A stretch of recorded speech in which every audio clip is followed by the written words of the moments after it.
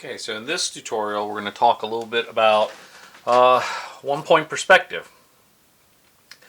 So like with any perspective, you have to deal with a couple of things. One is the horizon line, and two is the vanishing point where all lines converge. So we imagine a horizon line as just like what the words implicates. It's a line, as if I'm standing here and looking and everything disappears onto the horizon. I want to advise you right now, if you're a flat earth person, you need to get help. That being said, a vanishing point has to occur on the horizon line someplace. It can't be above it, it can't be below it, because that's where everything converges at. So, we'll draw a little X right here as my vanishing point, and the center of that X is where all lines are going to converge. So in one-point perspective, it means that I'm looking at something from the front. And not only from the front, depending on where my eye is above the horizon line, I may be looking at the front and the bottom if the horizon line is below me, or the front and the top if the horizon line is above me.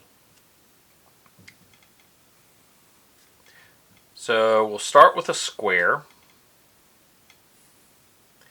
And then what I'm going to do is I'm going to take the corners of the square and line them up.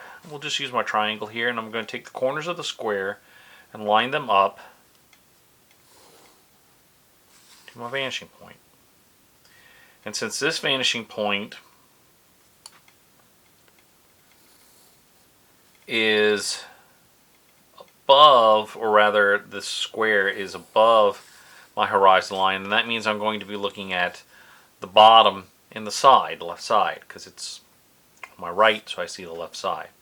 How do I draw the sides of it? Well, if you just line it up with your horizon line, you can just make it as thick as you want. So we'll just say right there, and t-square would make it right there. One-point perspective. The same thing applies if I were drawing it below the horizon line, in which case I'm seeing the top. Since it's to the left of me, I'll see the right in one-point perspective. If you imagine yourself standing on a street and looking down the street, you will see buildings on both sides.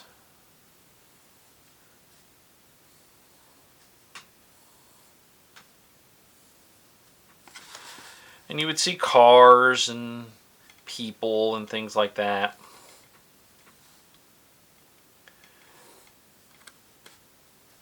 But those buildings and everything, as they disappear down the street,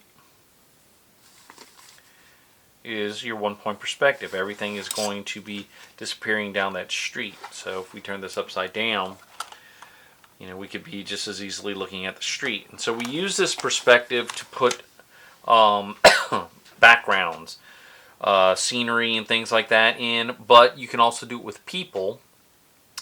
If you just take and you simplify them to basic shapes, like we've talked about with the basic anatomy things, but you can put people in perspective as well. But that's basically one-point perspective.